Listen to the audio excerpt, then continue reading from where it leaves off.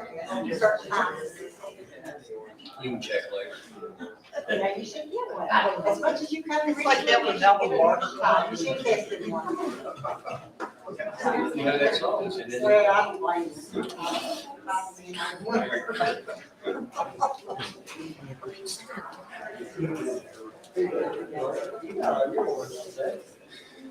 I am a lumberjack.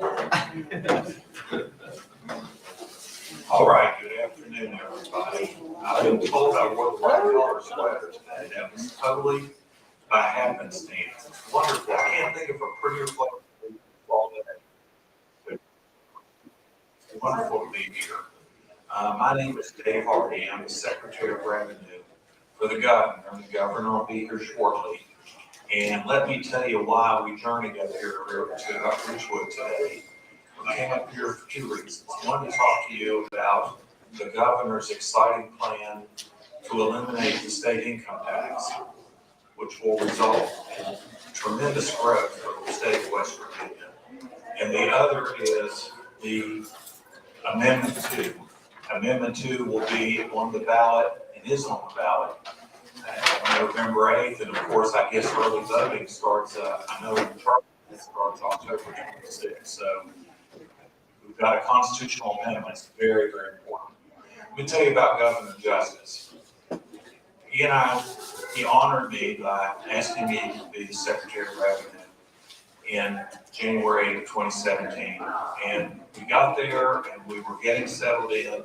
The first report we looked at, the first financial report, said fiscal year 17, we had 5.5 months to go. We were $207 million in the red. That was our starting point when we got there, $207 million in brackets. And I said, oh my goodness, what have I signed on for? Then they handed us the next report, projected next fiscal year, which was fiscal year 18. That was going to start 5 months later. And it said $497 million. Additional in deficit for the state of West Virginia. So when we got there, and I'm a CPA, and I was really stressed out about this, to be honest, we got there, we were over $700 million in a deficit position. Now, I'm gonna move you to this year. West Virginia, we ought to all be proud of this. This is one of the greatest financial days in the history of the state. June 30th of this year, we closed our books, fiscal year 22, West Virginia was in a surplus of $1 billion, that's B, billion, $1,308 million this year. I think we ought to give ourselves an applause. When you have that type of surplus, it's time to start giving money back to the people. And the governor said to our revenue team, let's draft a bill right now. And let's start giving money back to the people of West Virginia. We did our research. Here's what we found. There are 50 states, of course. There are 9 states that don't have a state income tax. Those 9 states are generally states you probably have been to. Talking about Texas, Tennessee, Florida, Nevada, Wyoming, South Dakota. Very few people probably been to South Dakota, except to see Mount Rushmore. Those states in the last decade have grown population-wise twice as fast as all the other states. Those same states, those 9 states, have grown their economies 56% faster than the other 41 states. Teleworkers, we've now entered the era of telework. The pandemic taught us that many, many people can do their jobs from home. The surveys of teleworkers all show that teleworkers want to move where they've got a beautiful, relaxed lifestyle, like you have here in Richwood, West Virginia, and where taxes and crime are low. So the governor said, let's move immediately. Let's move immediately. Let's draft a bill call a special session legislature, and let's start by cutting the state income tax immediately 10%. 10% is $271 million. So he proposed in July at a special session of the legislature that we refund $271 million back to the people of West Virginia with an immediate 10% income tax cut. That was first step to eliminating the state income tax. Unfortunately, the West Virginia House of Delegates, they voted in one day to approve it. Okay, we'll roll it. The West Virginia State Senate would not even vote on the governor's bill to put $271 million back in your pocket. Why is that? The why is that is Amendment 2. Amendment 2 will be voted on here in a few weeks. It's an amendment to the state constitution. In November of 1932, almost 90 years ago, the people of West Virginia voted, because you can't change the Constitution without a vote. The people of West Virginia voted to guarantee that the property tax revenue that you pay, your tax on your vehicles, your tax on your home, your boats, your motorcycles, stays with the local government. And local government, I'm talking school boards, I'm talking city and county governments. That is over $500 million worth of revenue. And it's been that way for 90 years. Constitutionally guaranteed that those dollars will stay at home where they came from. Don't ship them off to Charleston and then wait for Charleston to send them back. Amendment 2 takes that away. Amendment 2 says the property tax revenue decisions now belong to the legislature. And the legislature then will have the option through its budget process of sending the money back to where it came from for each county. Now, the legislature that's in power now has said, we'll do that for you. We'll take your revenue and we'll put it in the budget, we'll vote on the budget, and we'll send it back. Sounds sort of safe, right? But I want you to think about this. No more constitutional guarantee of that revenue. You are going to rely on every legislature and every governor for the next 100 years, as long as this stays in existence. You are going to have to go to the legislature, hat in hand, and ask for your money back. So if you think that's a safe plan, and you want to compete with the rest of the state, and I might add, you want to compete with all the state employees for their pay raises, PEIA, we all know how expensive that is, the cost of running the jails, the Medicaid program, all the national disasters and local disasters that the state of West Virginia has to deal with, then you get in line with everybody else when you vote for Amendment 2. If you want to keep your revenue guaranteed constitutionally, no legislature can touch it, vote a big fat no on Amendment 2. Now, the governor's going to spend some time, additional time, talking about this. Is the governor ready to go, Jordan? Okay. Let me tell you some good news that you're going to like. We just got our latest data from the U.S. Commerce Department. It's got it hot off the presses. The latest economic data is for the second quarter of 2022. So that would be April 1st through June 30th of 2022. West Virginia, little old West Virginia, would walk around with an inferiority complex.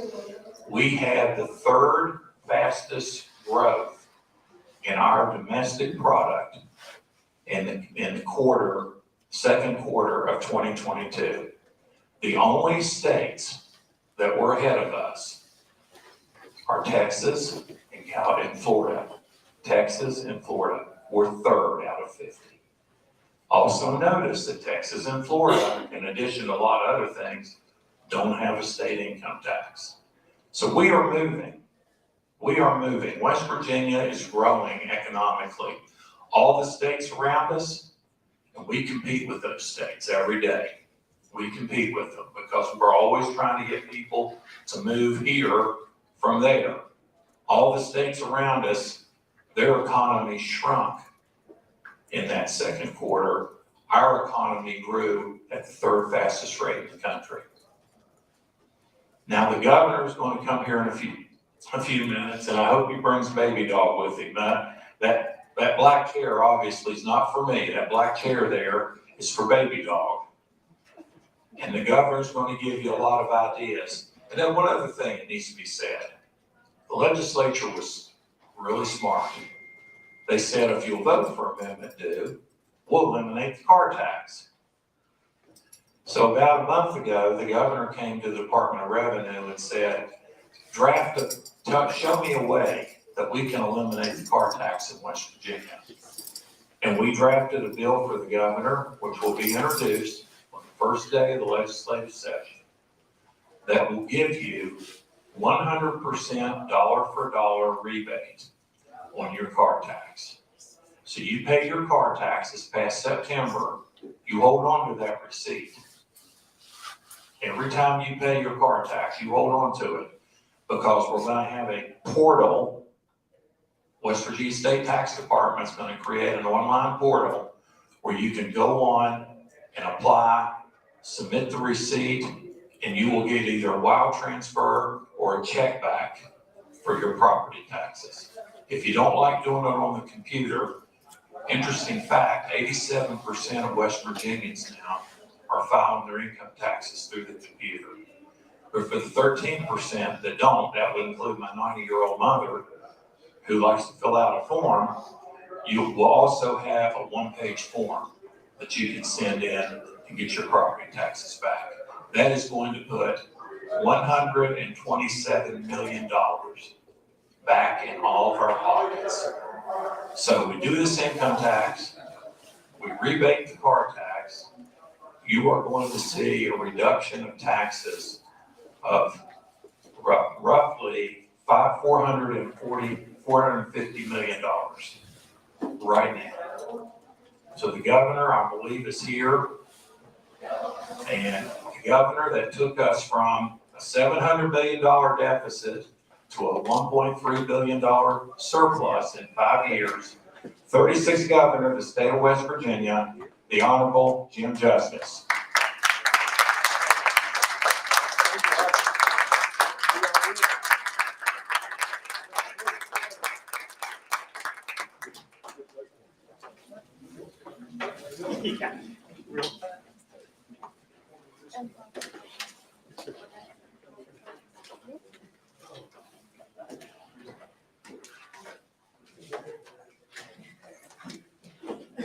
How are all of you doing? Good. Okay. Well, don't get upset with me. I left Babydog in the car. All right, I'll get her in a minute, okay? I know you did. But I'll get her in just 1 second. Now, let me talk to you just 1 second about Amendment 2. Now, I'm sure you listened to Secretary Harvey. I guess the easiest way to start would be to tell you just this. You know, back in July, we came up with the idea to do a 10% personal income tax cut to everybody.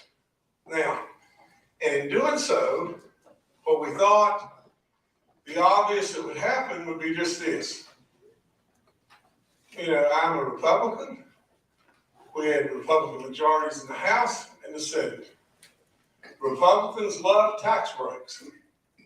I'm a real believer that we shouldn't get all wrapped up in who's a Republican, who's a Democrat, who's an independent, because it shouldn't matter. We're first and foremost West Virginians, right? Now, but I thought, doing a 10% tax cut now, at a time when you've got $5 gasoline, groceries out of sight, sure to goodness, we can do something to help our people. That was the whole idea. I said, well, it'll pass just like that.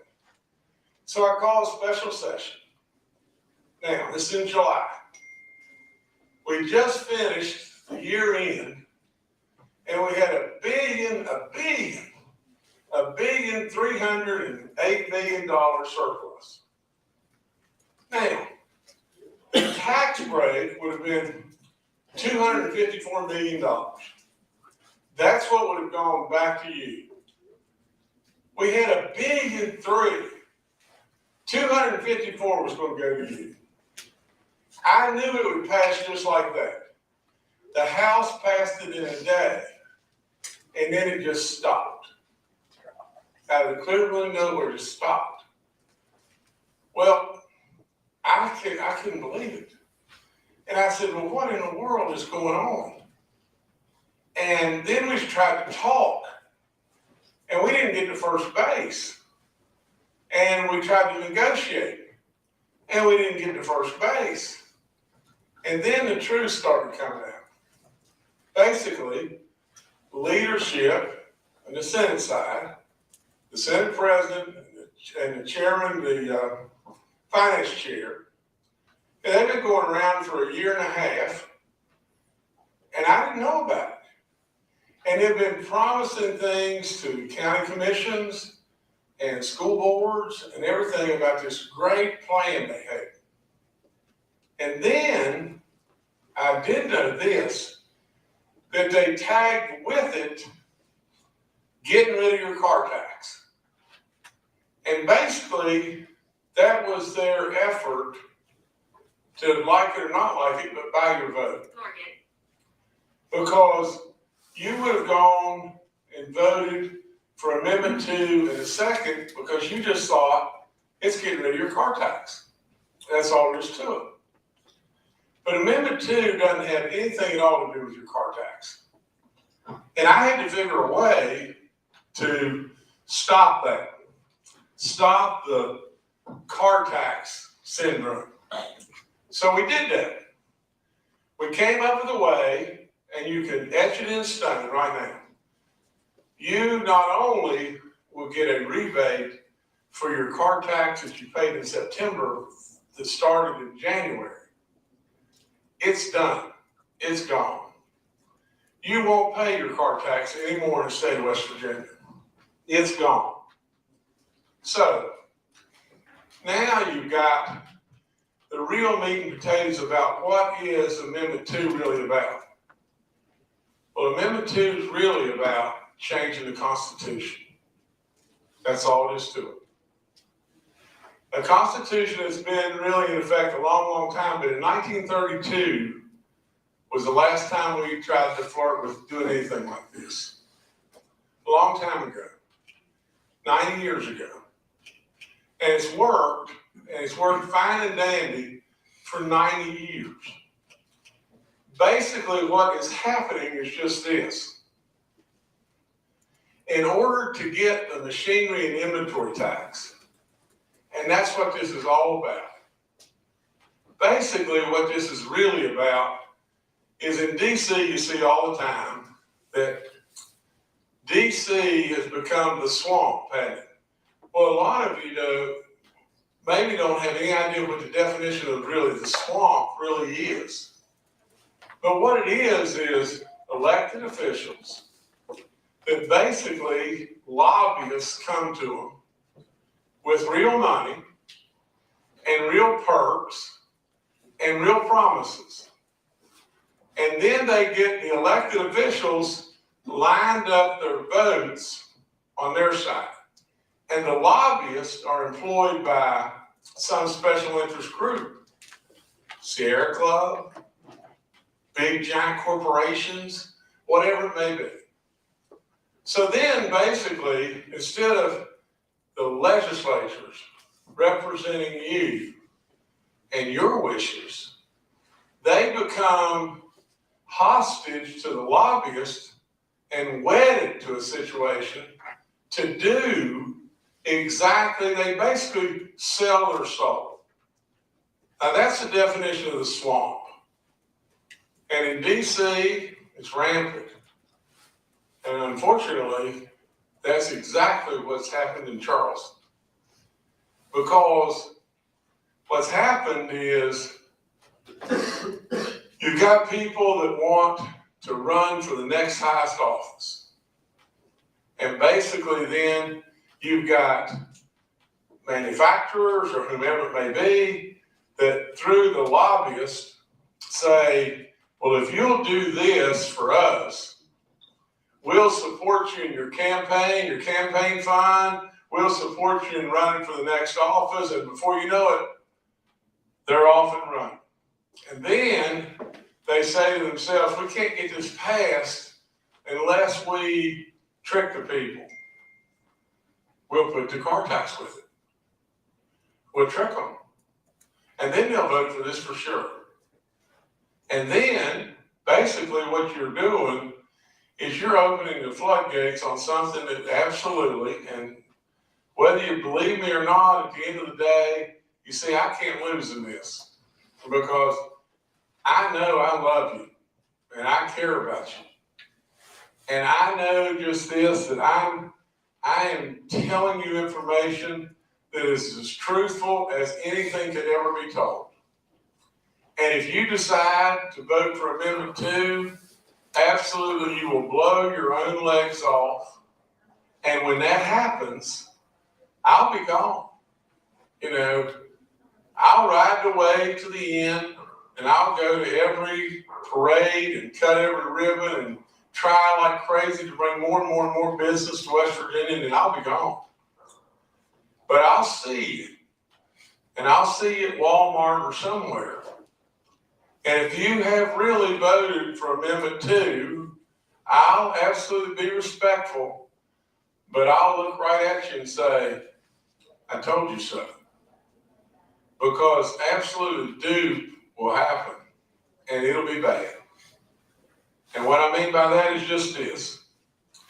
You will be, by changing the Constitution, giving Charleston all the control.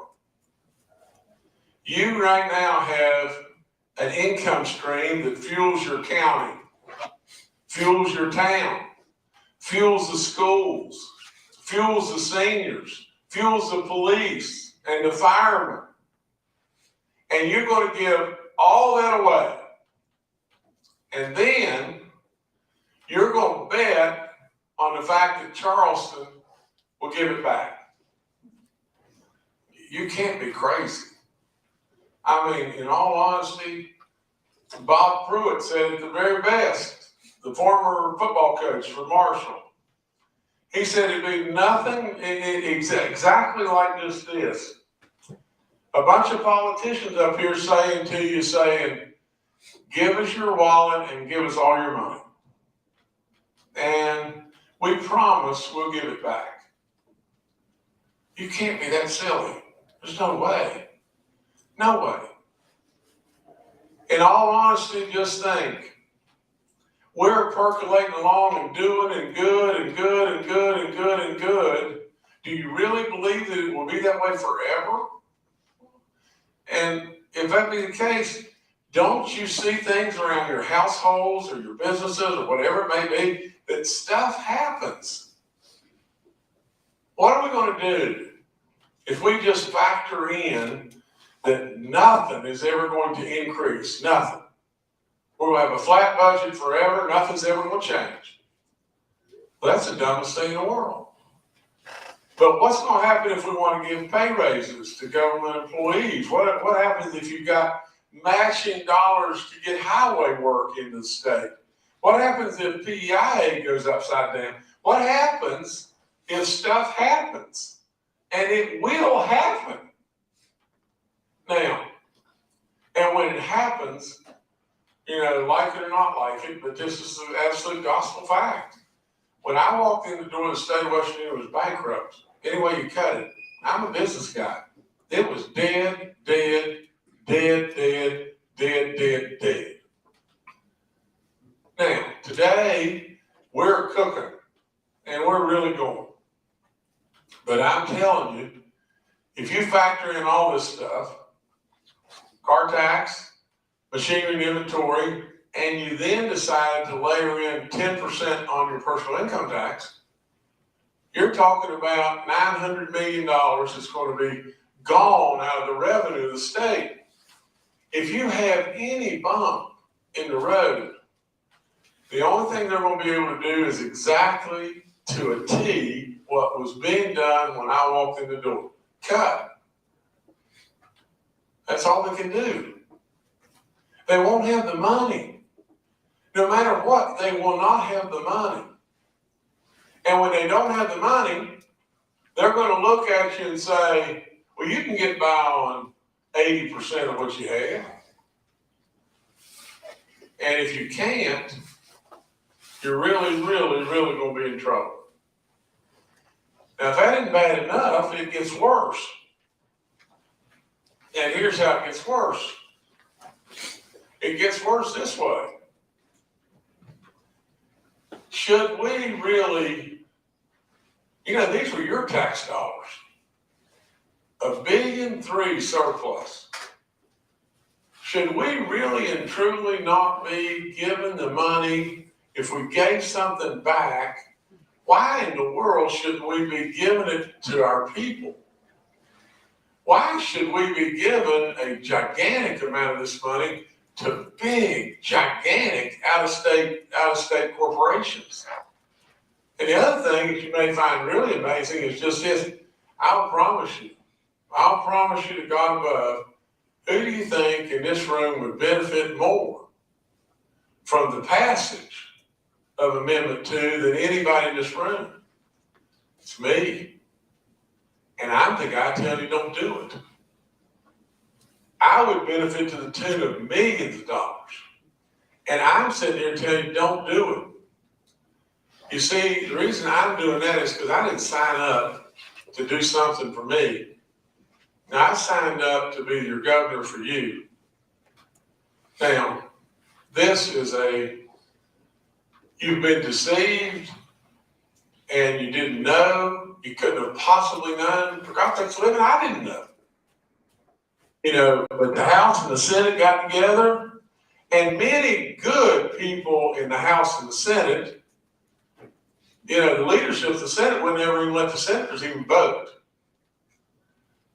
But many good people in the House and the Senate are seeing now, oh my gosh, we passed a resolution. The governor didn't have any say-so. The governor didn't sign anything. It was a resolution by them to put it on the ballot.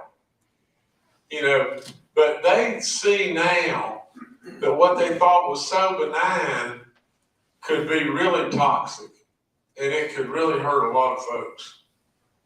So, at the end of the day, I personally believe that what's going to happen if this passes is just this. I believe there'll be a bump in the road. I believe Charleston will screw up your funding, and Charleston believes that they can run your county better than you, and that's crazy stuff. It's so adverse to the way Republicans should think. Republicans think local control's the best, not Charleston control or Washington control. It's dead the opposite. It's surely dead the opposite from what I think. So, we had to step back and take something off the table. Take the car tax off the table so you don't have to worry about that. That is a done thing. And then they come out, they're so destitute, they come out and say, well, Justice's rebate program on the car tax, it'll take forever for you to get those rebates. And there's the Secretary of Revenue, and he would tell you you'll get them instantly. That's garbage. That's absolute garbage. So if the car tax is out of the way, then you're basically voting for this. You're either going to say, we want Charleston to control our destiny. We want to give up a guaranteed income stream that affects our schools and police and firemen and on and on and on. We want Charleston to control all of our destiny, and we want to give up a guaranteed income stream and risk, really risk, the wheels really flying off, and when they do, we're dead. We're dead meat. You know, and on top of all that, if that is enough, what we want to really say is we want Walmart or big giant corporations that are making profits like you can't imagine. I mean, I'm talking about like you can't possibly imagine, you know, of profits that approach $100 million a month and give them more, and have Toby and Edith out here that have a dadgum tough time and just turn your back on them. Risk everything for you in the county and forevermore, turn your back on Toby and Edith, and reward these corporations. And I'm all for the corporations. I'm all for job opportunity and everything else. But listen, the net of the whole thing, on top of all that, is one thing.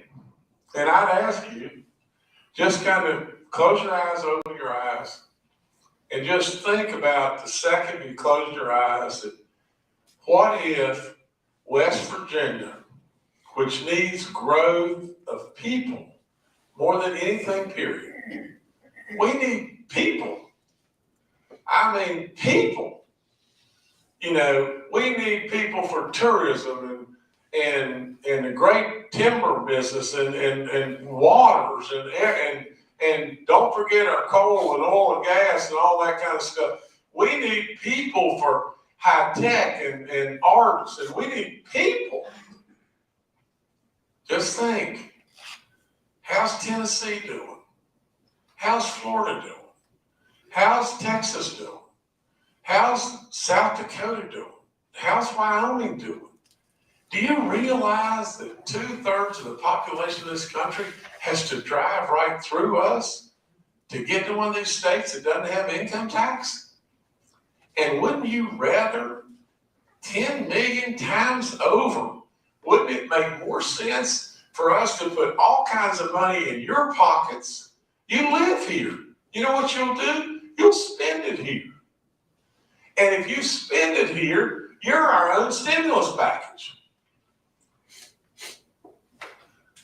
Well, I'll promise you, if we go this other way, the personal income tax issue is dead forever. I mean, it's because there's no way to do it all at the same time. The last thing I'd say is just this, is if you'll just step back and think, I just think the order's wrong.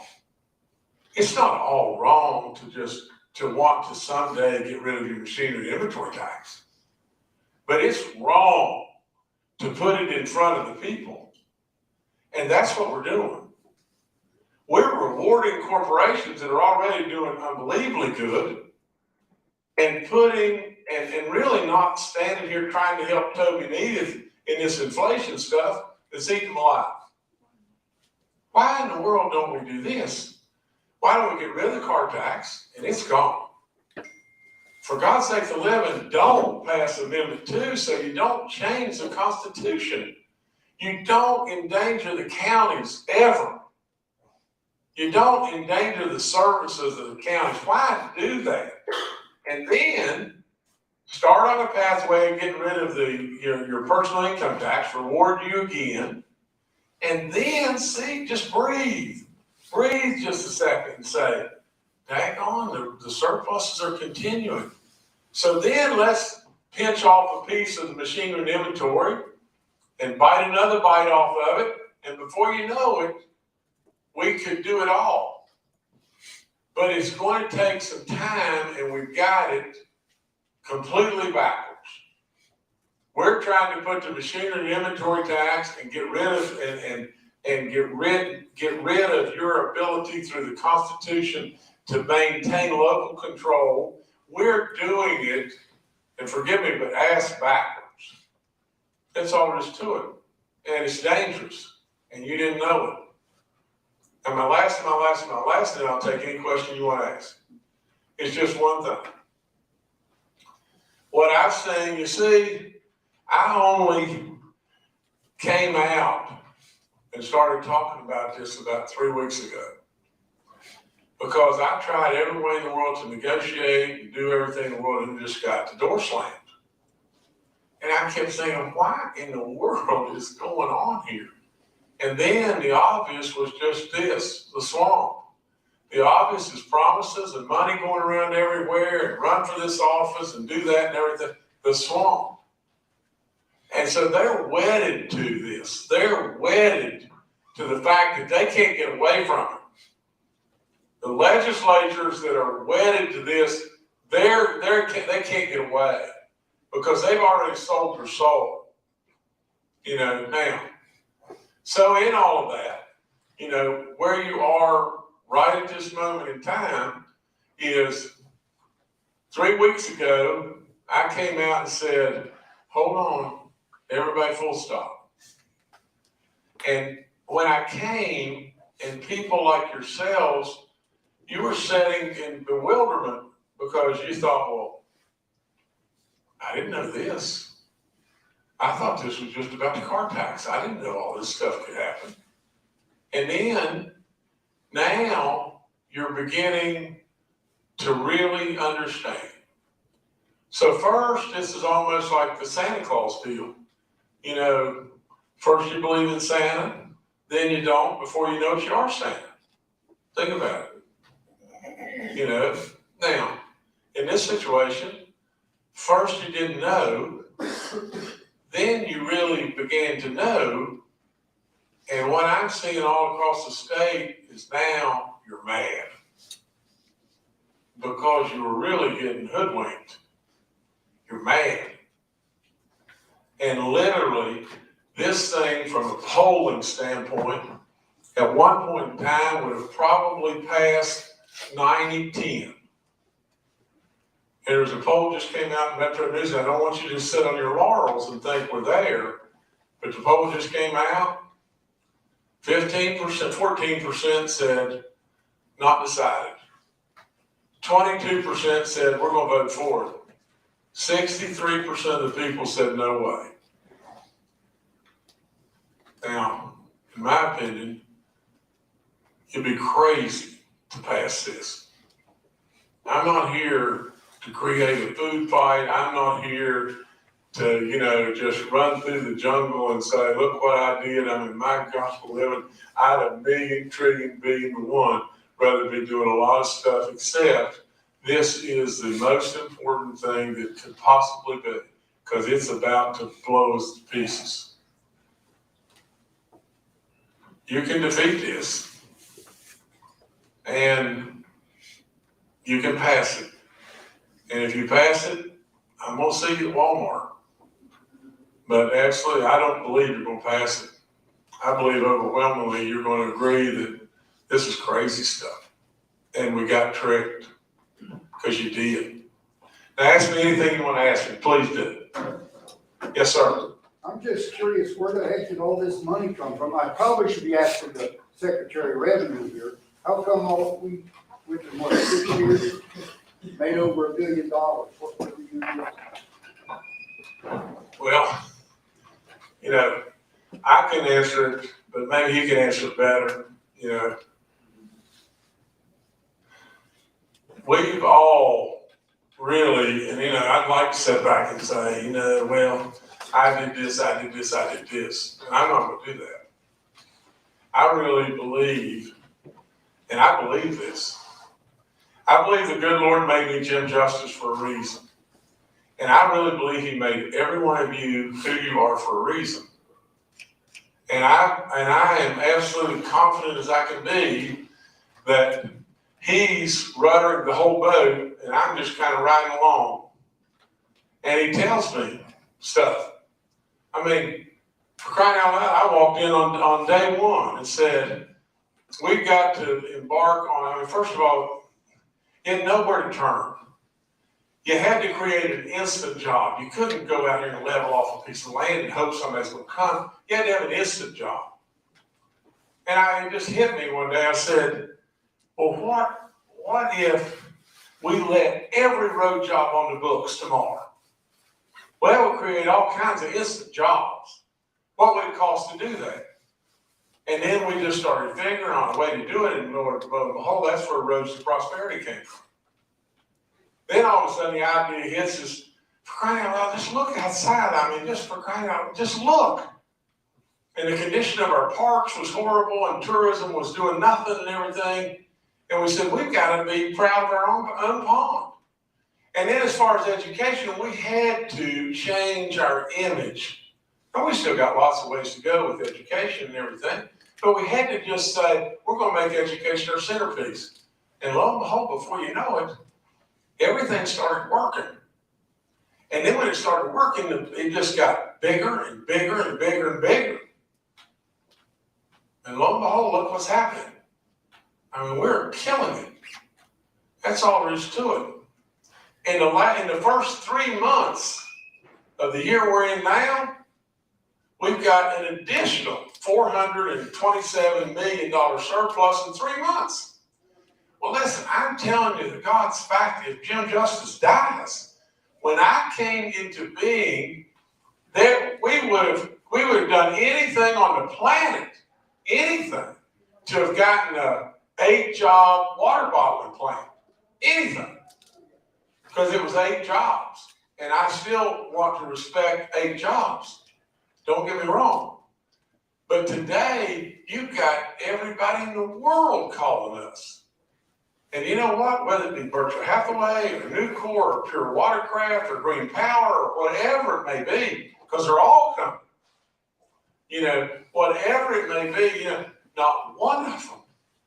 And again, this is serious stuff with me, but to God above, not one of them has asked me or said to me, we won't come unless you get rid of the machinery and inventory tax.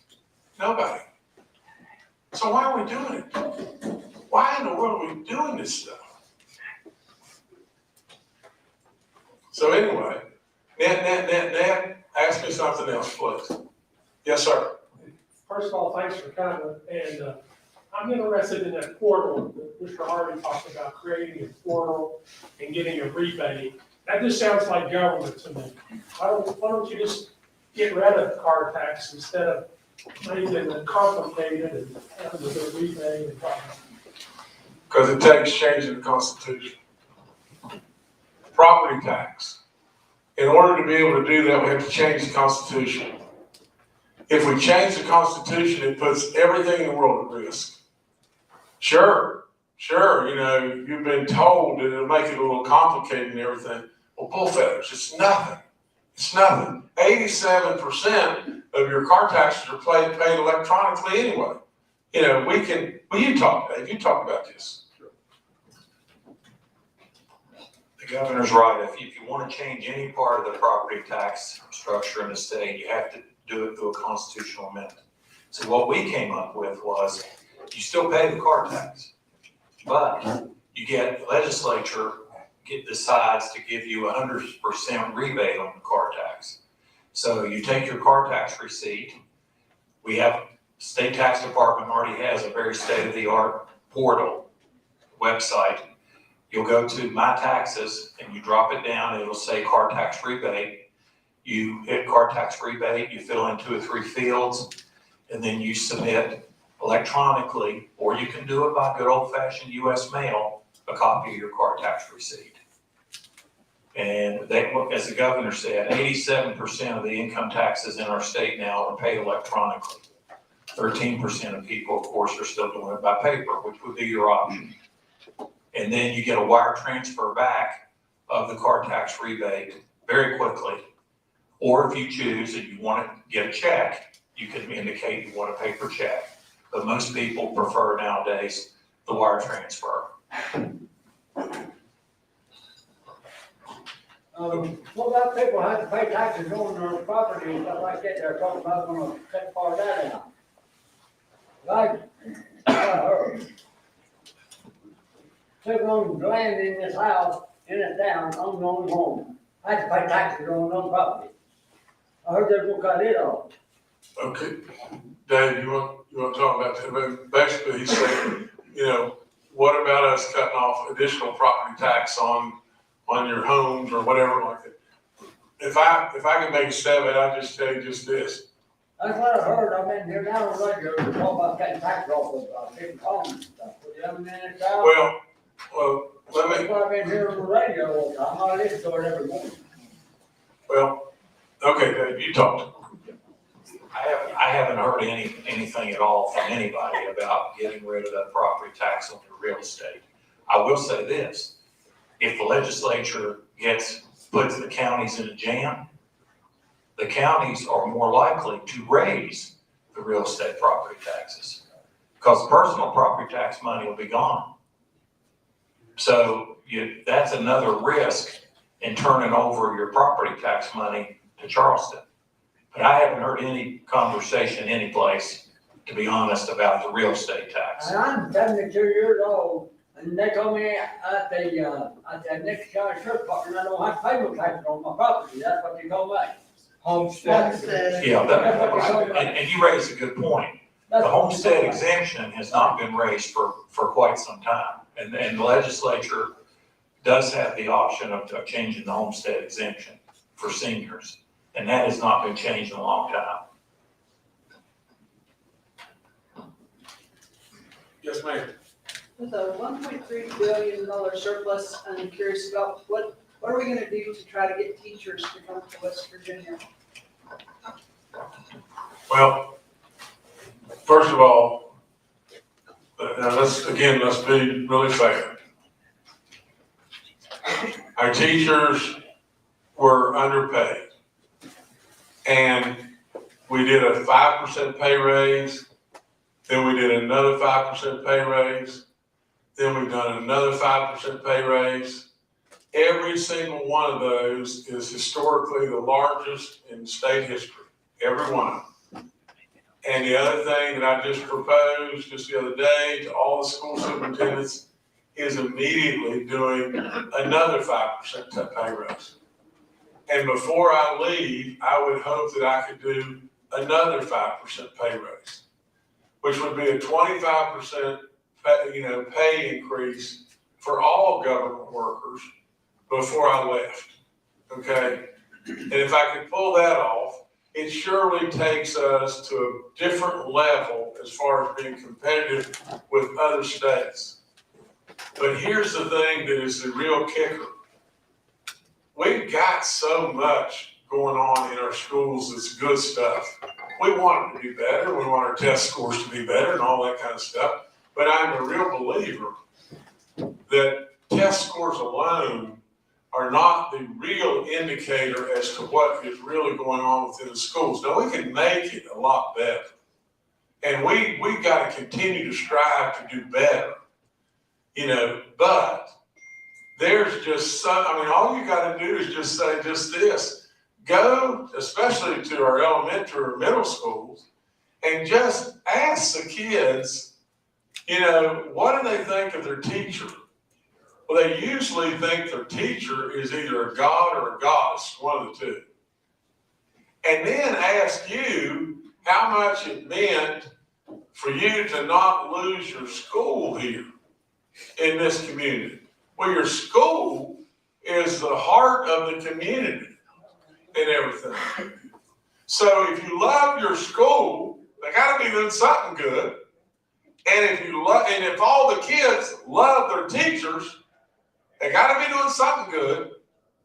They may not be totally reflective in maybe test scores, but I'd a whole lot rather have wholesome, good, solid kids growing up in this world than I would a test score. I would. Now, but to answer your question point blank correctly, we got to surely reward our teachers and service personnel and everything. in a better way. But on top of all that, if you want people to come to West Virginia, in all honesty, you've got to have a real live incentive to do something that other people maybe aren't doing. That's why I say, get rid of your personal income tax. If you get rid of the personal income tax, and you've already rewarded the teachers as you should, they'll flood you. They'll flood you. But if you go out and you level off a field and say, well, we're gonna get rid of our machinery and inventory tax and hoping that somebody's gonna come to put up a business that nobody even asked me about, that's a mistake. Yes, sir. Our county's looking at losing $4.5 million if this passes. And then they're saying that, yes, don't worry about it, make up your mind. Have you heard, because I haven't, and I've been following this very closely, how they plan to make up that money that they lost, other than just saying, don't worry about it. You'll get your money back. Look, There's gotta be.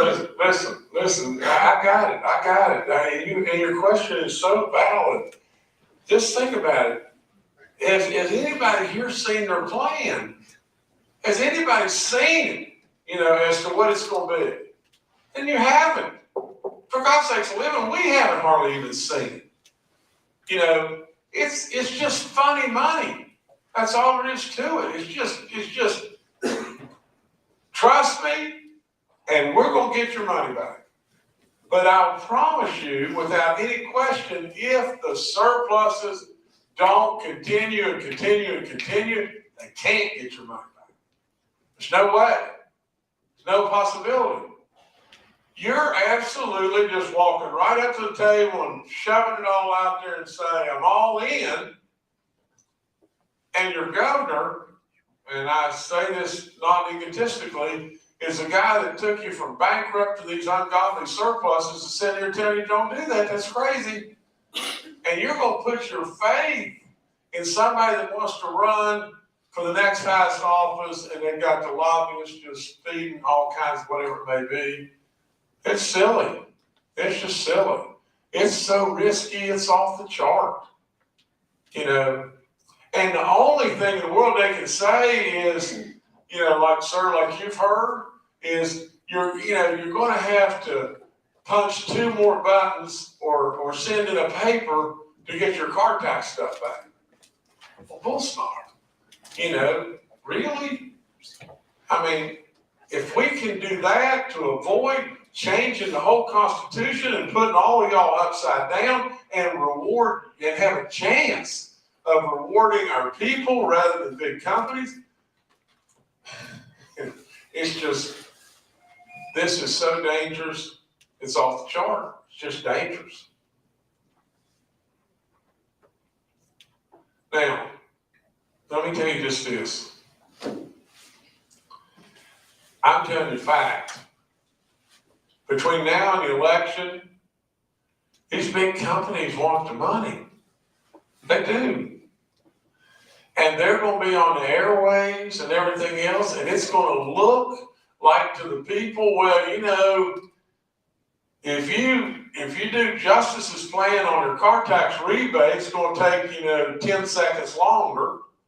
And really and truly, if you just do our way, we'll just get rid of it for you. And they're not going to really mention the property and the machinery and inventory tax. They're not going to mention all the stuff that is killers to you.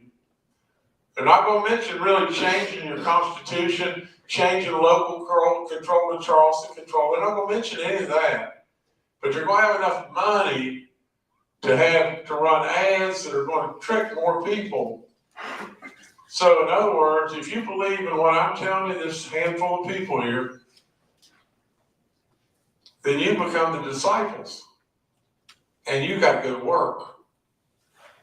Because really and truly, what's getting ready to happen to you is not going to be any fun. And it's going to be bad. And at the end of the day, because they didn't bring me under the tent and tell me what was going on or what they had conjured up. And I just found out by digging And now I'm here.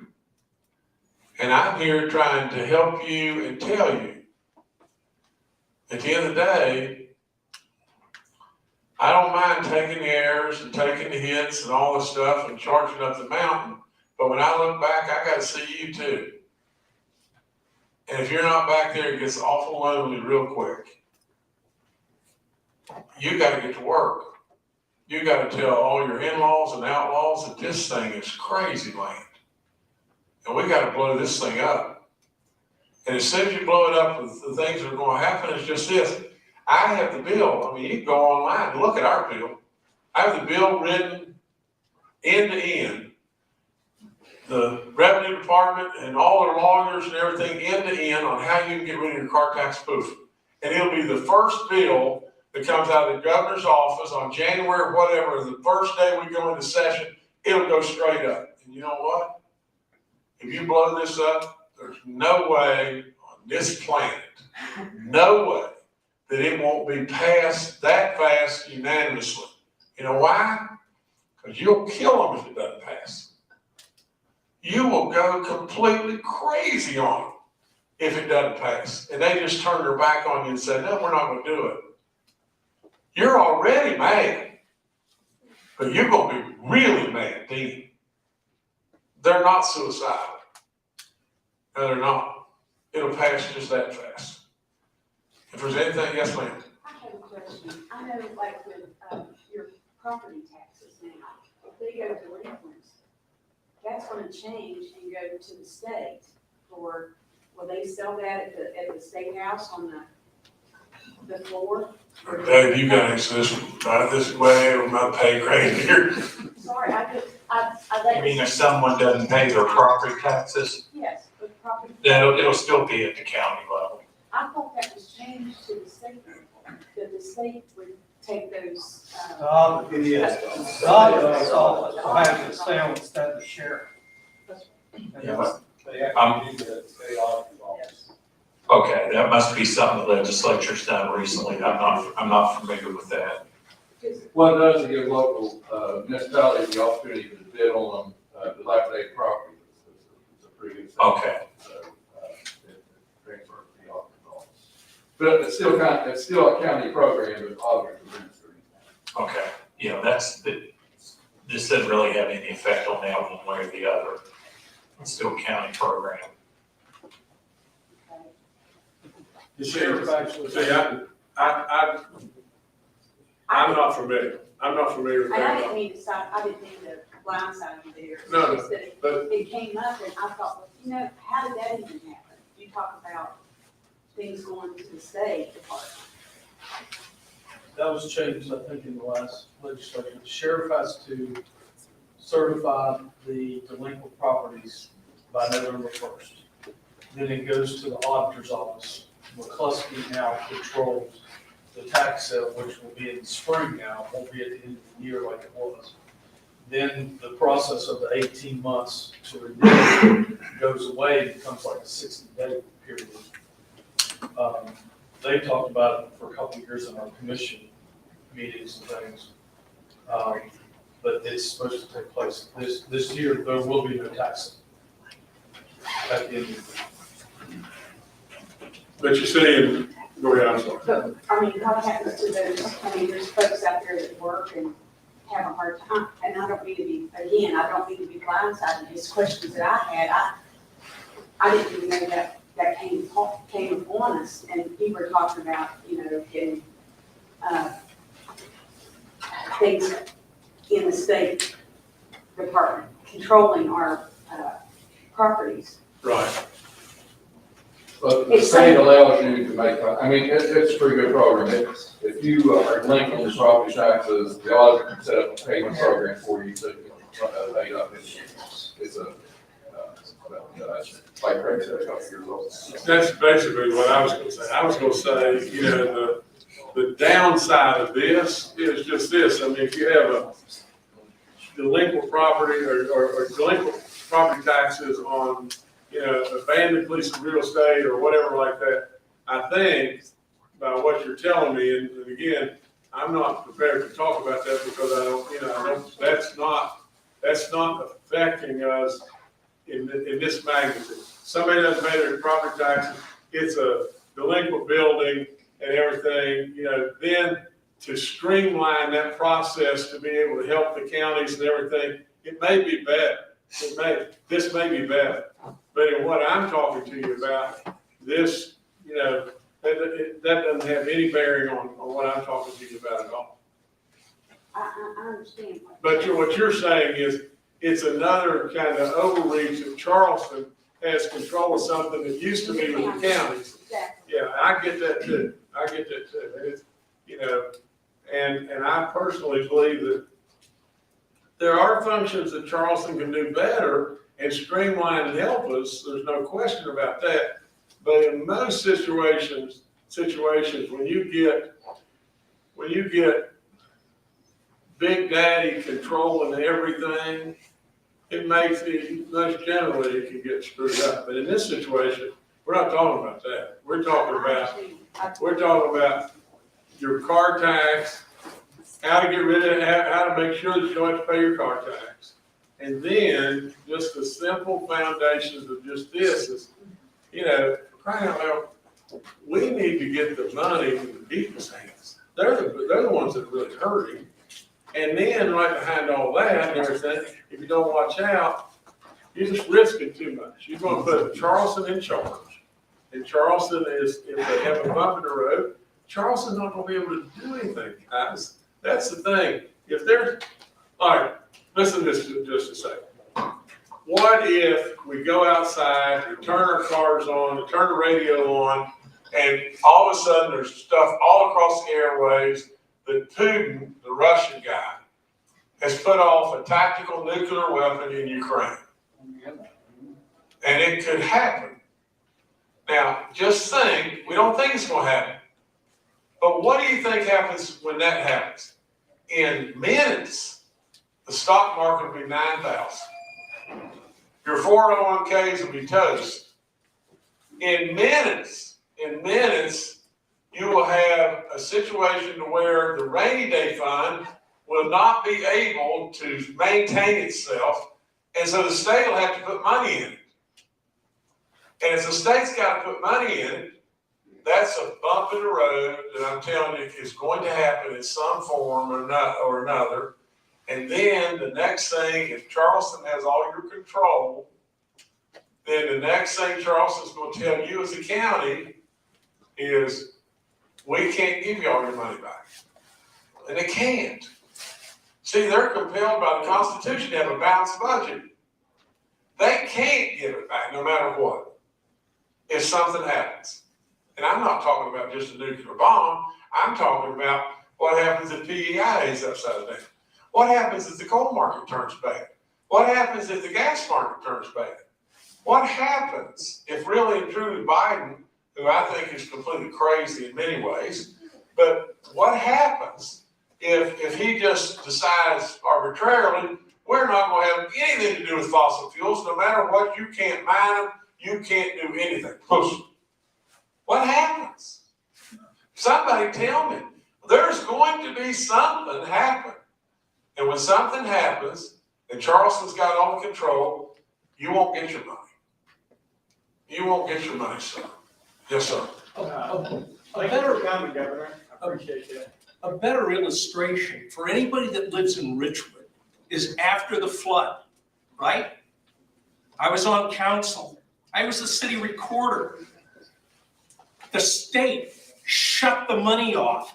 There was zero flow. Nothing came in. We could do nothing. We were at the mercy of others. We had zero control over our own destiny. That's what you get when you pass off to somebody else and trust that they're going to take care of you. With all due respect, we went to Charleston. We talked to Mr. Justice. We talked to people there. We talked to Mr. McCluskey. We worked with them tirelessly for 18 months. You know what? They were all good people. They all told us something's going to happen. This is going to occur. Don't worry about it. We're going to take care of you. We're going to help you through. Remember when they came up here, they stood up here and they pointed fingers and said, you guys are evil, you're wicked, you stole, you did it. We didn't do any of those things. Look at the number of indictments that actually came about. Look at the prosecutions. What happened? It vanished. When he became mayor, the spigot turned back on. So if you enjoy having other people control every ounce of your beingness, then by all means, vote yes on that. But I'm agreeing, don't do it. It's not in your best interest. That's all I've got to say. It's just a different take, but it's the same result. It's exactly, we're both laying on the same spot. Now, for whatever the reasons may be, yes, sir. As I say, thank you for coming, Governor, and my question is on infrastructure, and I can see the negative effect that this amendment would have as far as getting extra funding from our county commissions and funding that would come to the city from those taxes. And my question is also is that just like our small town here, you know, we submitted grants over the years, and some of these grants have been out there for several years and actually getting funded at yesterday's prices. And we find out that we're falling short on money to finish those projects or do the project that was proposed. For instance, like our sidewalk project, it was on the book for years. And people in this town pulled together and really fought hard to get that funding. And then as we look at the project, it was a big project, and the money was at yesterday's prices. And today, that project is shrunk. And so, you know, we're trying to get extra money to help put this sidewalk project together as it should be, to help small towns like Richwood, be more attractive for tourism and everything. And I guess my question is, you know, how do we get out and get that extra funding from your office or to make these projects a reality that they should be? Well, let me make the best stab at it as I can make, and all I can do is tell you the truth. And you guys know, when the flood hit and all the stuff, and I hope to goodness that we haven't forgotten it, that literally, I stood as strong as a human being could stand for Richwood, and I do it tomorrow, I do it every day, you know, and because I believe this community is a great community. That's all there is to it. Now, and thank God I wasn't here when people were pointing fingers and saying, you're gonna go to jail and this and that, and I wasn't a part of all that. But to answer your question as directly as I know how to answer it, just think with me just 1 second about this. The school building authority has X amount of dollars. Let's say they have $50 million this year. They got $40 million they can spend it.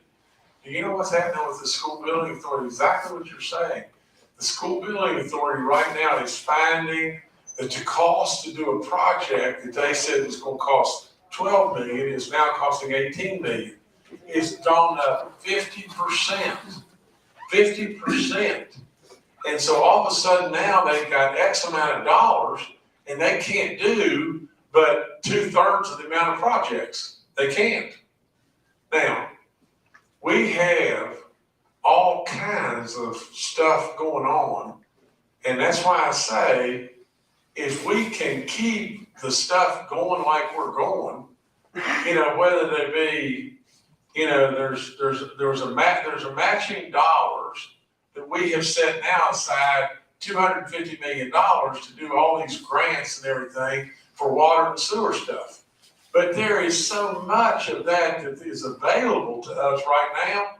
And that's one of the reasons that I'm saying, my good Lord, 11, we have built all this opportunity of all these surpluses and all these dollars that are sitting here and here and here and here. Well, the very second that you do Amendment 2, all those pots are going to dry up. Now today, there's like it or not like it, but there's 1,000 requests all the time for a 700, sized bucket. And so you got more requests than you got the bucket. But if we don't watch out, we'll have 1,000 requests for a 3 bucket because we won't have anything. As long as we have, and that's why, a lot of people say, well, why haven't you come out and said you're against all the amendments? And the reason I say that is just this, it may very well be that's the best. But now just stay with me just 1 second. Take education amendment forward. If you want to give Charleston control over what educators have done for a long time and everything, then that's one thing. There is some validity to the fact that sometimes educators can get crazy, like in California, and maybe come out with stuff that we don't want in our classrooms with our kids. And so maybe there is some validity to oversight, but we're not California. We're not. And that's worried about the voter in the closet. We've got good people in education that make good decisions all the time. And to put more control in Charleston, I think that's something you really got to think about. But listen to me on this. It all comes back, well, then why Amendment 2, Justice? Why Amendment 2? And this will tie directly to your study. I believe that my number one job is to manage the economics of our state. If the economics are right side up, we can do your project. If the economics are not right side up, there's no way on God's earth it can happen. Look, when I walked into office, you couldn't get to the convenience store by tearing your car all to pieces. And there's road after road after road now that you can drive on that are halfway decent roads and getting better all the time. You can't have services if the economics are wrong. You gotta have somebody to mind the silver. Now, like it or not like it, we can't do your project if the economics are wrong. If we pass Amendment 2, we're gonna pull the surpluses out of the system. And if we pull them out of the system, there's no chance in the world of doing that projects. All I can do is just tell you there's lots of stuff that's available. We're doing lots and lots and lots and lots and lots of projects. We can do more and more and more. The more surpluses we have, the more we can do, the more you can do, the more you can do. But somebody's got to mind the store. And that's the best I can tell you. I don't know specifically about your project and everything, and you are correct that inflation is causing the project to come in a lot higher cost than it was. All that you're right about. I see it in SBA, I see it in everything.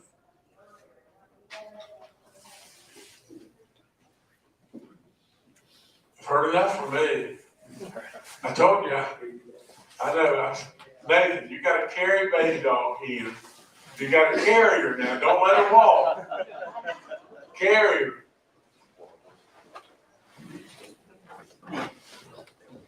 The reason I say that is she doesn't know where I am, and she'll come wherever I am. She doesn't know I'm here, and I don't want her out there running down the road. Lord have mercy, I don't want her.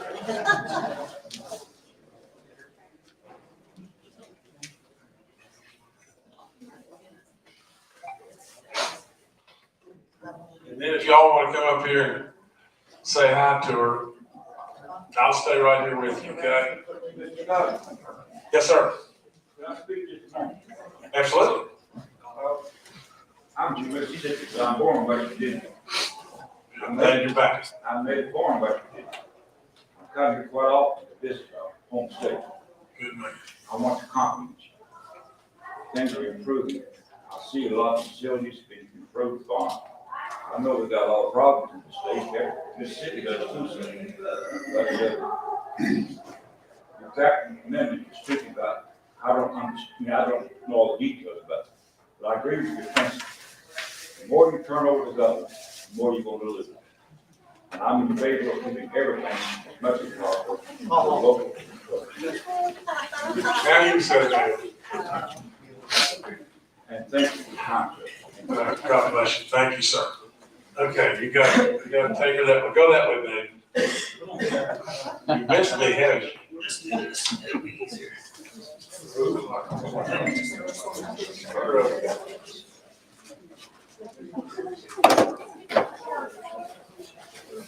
Now, y'all want to come up here and say hi to Babydog? She's here for it. Okay? Okay. She ain't gonna stay here forever.